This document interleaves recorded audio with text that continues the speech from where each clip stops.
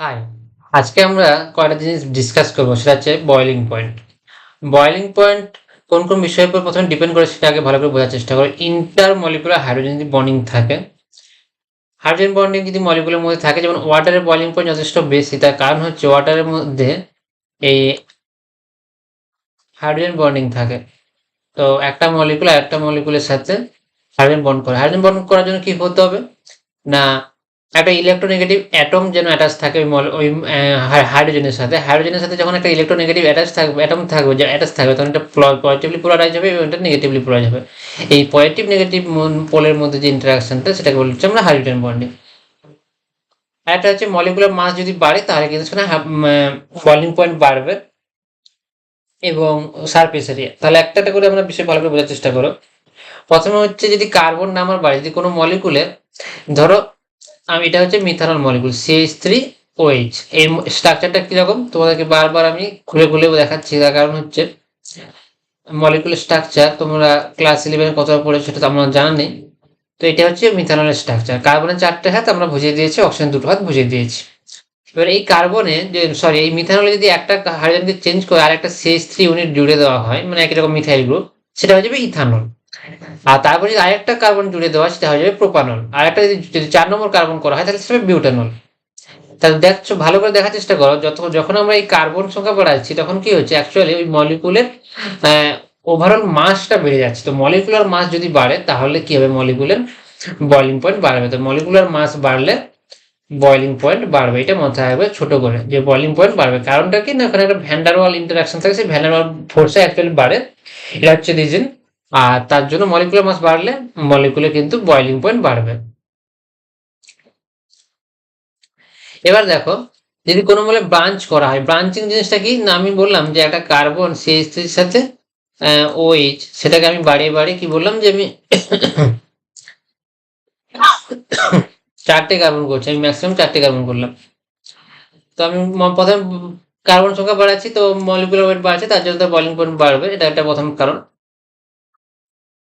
এটা হচ্ছে আমার এন বিউটানল, কারণ বিউটান 4টা কার্বন আছে, তার জন্য বিউটেন। আর 1 নল বলে এটাকে বিউটানল বলতে পারো, এন বিউটানল বলতে পারো। এটা হচ্ছে একটা লিনিয়ার চেন, এটা হচ্ছে এন বিউটানল। কিন্তু যখন আমি এই এই CH3 ইউনিটটাকে এখান থেকে হাঁটিয়ে নিয়ে গিয়ে আমি এইখানে একটা হাইড্রোজেনকে উঠিয়ে এখানে বসাবো, তাহলে কি হবে, CH3, এখানে যেমন CH2 ইউনিট আছে থাকবে, আর একটা হাইড্রোজেন থাকছে, আর একটা আমি হাইড্রোজেনকে CH3 করলাম, এটাকে বলা হয় আইসোবিউটানল। কারণ 2 নম্বর কার্বনে আছে আইসোবিউটানল। এবার এই CH3 ইউনিটটাকে আমি উঠিয়ে নিয়ে গিয়ে আবার এখানে বসালাম, তখন এখানে হাইড্রোজেন চলে আসবে, তখন সেটাকে বলা হবে টার্ট বিউটানল। কারণ কার্বনের সাথে CH3 OH, টার্ট বিউটানল। তো দেখো ভালো করে দেখো, মলিকুল ছোট হয়ে যাচ্ছে, আমি যত কার্বন ব্রাঞ্চিং বাড়াচ্ছি, এটা ব্রাঞ্চিং, যত ব্রাঞ্চিং বাড়ালাম তত মলিকুল ছোট হয়ে যাচ্ছে, তাহলে এটাকে বলা হয় সারফেস এরিয়া কমে যাচ্ছে। ভালো করে বোঝার চেষ্টা করো, যে আমি প্রথমে একটা বড় চেন নিলাম, সে 4টা কার্বনের চেন, কিন্তু তারপরে কি করলাম, প্রথমে দুটো কার্বন, তারপর আর দুটো কার্বন, 4টা কার্বন আমি একটা চেন নিলাম, সেটা হচ্ছে এন বিউটানল। তারপরে কি করলাম, একটা চেনকে আমি উঠিয়ে নিয়ে এখানে লাগিয়ে দিলাম, তো সেটা মলিকুল ছোট হয়ে গেল। তারপরে আরেকটা চেনকে আমি লাগিয়ে আবার নিচে লাগিয়ে দিলাম, তাহলে দেখলাম যে ছোট মলিকুল একদম একটা ছোট্ট মলিকুল হয়ে যাচ্ছে, তাহলে তো সারফেস এরিয়া কমে যাচ্ছে। তাহলে আমরা কি জানলাম, যত আমরা ব্রাঞ্চিং বাড়াবো সারফেস এরিয়া ডিক্রিজ করবে, তার ফলে কি হবে, তাদের বয়লিং পয়েন্টটা ডিক্রিজ করবে। তো এটা ভালো করে মনে রাখবে, সারফেস এরিয়া কমার সাথে সাথে তাদের বয়লিং পয়েন্টটা কমবে। তো এখানে তোমরা দেখতে পাচ্ছ এন বিউটানল সব থেকে বেশি বয়লিং পয়েন্ট হবে, তার কারণ সেটা স্ট্রেট লিনিয়ার চেন, তার জন্য তার বয়লিং পয়েন্ট সব থেকে বেশি। এবার একটা MCQ দেখবো যে correct order of boiling point, tert butyl alcohol, isobutane আর এন বিউটান। আমরা একটু আগে দেখলাম যে এন বিউটাইল অ্যালকোহলের একটা স্ট্রেট চেন হওয়ার জন্য তার সারফেস এরিয়া এত বড় জায়গা জুড়ে থাকে, তো এত বড় জায়গা জুড়ে থাকার জন্য তার ইন্টারাকশনটা অনেক বেশি হয়, তার জন্য বয়লিং পয়েন্ট বেশি হয়। তার জন্য অপশন হবে বি, কারণ সব থেকে এন বিউটানল সব থেকে লং চেন, তারপর আইসোবিউটান, তারপর টার্বিউটান।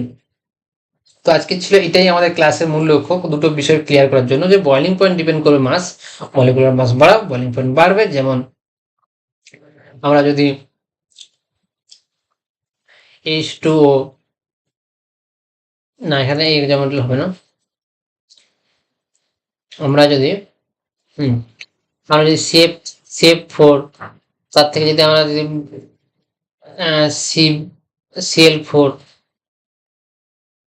তারপরে যদি আমরা যাই CBr4, তারপরে যদি আমরা যাই CI4, তো যত আমরা হ্যালোজেনের মলিকুলার ওয়েট বাড়াচ্ছি তত কিন্তু কার্বন কি হবে, সরি I4, তত কি হবে, আমাদের বয়লিং পয়েন্ট বাড়তে হবে। মলিকুলার মাস বাড়লে বয়লিং পয়েন্ট বাড়বে। দ্বিতীয় হচ্ছে চেন ব্রাঞ্চিং যত বাড়বে তত মলিকুল ছোট হয়ে যাবে, তার জন্য স্ট্রেট চেন মলিকুলগুলোর বয়লিং পয়েন্ট সব থেকে বেশি হবে। তো আশা করি তোমরা বুঝতে পারছো ক্লাসটাতে, আর এইগুলো তোমরা ভালো করে নোট করবে। আমি ক্লাসের সাথে সাথে তোমাদেরকে বলা হয়নি যে এই নোটগুলো তোমাদেরকে শেয়ার করে দেবো, এবং সেখানে তোমরা PIQ গুলো পেয়ে যাবে, এবং এই নোটগুলোকে তোমরা খাতায় ছোটো ছোটো করে নোট করবে, কারণ পরীক্ষার সময় রিভিশন করতে হবে। একদিনের মধ্যে তোমাদেরকে 4-5টা চ্যাপ্টার রিভিশন করতে হবে, তাহলে ছোটো ছোটো করে নোট করবে, বুঝে বুঝে যে মাথার মধ্যে ঢুকাবে যে আচ্ছা আমি এই জিনিসটা পড়েছিলাম এইভাবে, তার জন্য এইভাবে লিখেছিলাম। তো ছোটো ছোটো করে নোট করবে, যেন খাতাকে আমি যেন একটা চ্যাপ্টার 3 থেকে 4টা পেজের মধ্যে পুরো সামারি থাকে, একটা চ্যাপ্টার যেন 3 থেকে 4টা পেজের মধ্যে সামারি থাকে, যে আমি দেখে যেন ভয় না লাগে যে এতগুলো পৃষ্ঠা রিভিশন করতে হবে। সবসময় চেষ্টা করবে যেটা মাথার মধ্যে ঢুকে যাচ্ছে সেটাকে বাদ দিয়ে দাও, বাকি যেটা ঢুকছে না সেটাকে ইম্পর্টেন্ট বলে, যেটা ইম্পর্টেন্ট হয় সেটাকে নোট করো। 3-4 পেজের মধ্যে একটা চ্যাপ্টারকে কম সামারি করো, মাইন্ড ম্যাপ বানাও, আর তাহলে তোমার কনফিডেন্স পাবে যে আচ্ছা 4-5টা পাতায় আমাকে উল্টাতে হবে, এবং সেই 4-5টা পাতা প্রত্যেক সপ্তাহে রিভিশন করো। তাহলে দেখবে অটোমেটিক তোমরা বুঝতে পারবে যে হ্যাঁ এই জায়গা থেকে কোশ্চেনগুলো এসেছে, এই কোশ্চেনগুলো ইম্পর্টেন্ট, এবং সেগুলো তোমার মাথার মধ্যে বুঝতে থাকবে, এবং সবাই তোমরা কিন্তু MCQ গুলো সঠিকভাবে করতে পারবে। তোমার দেখা হচ্ছে একেবারে পরের ক্লাসে।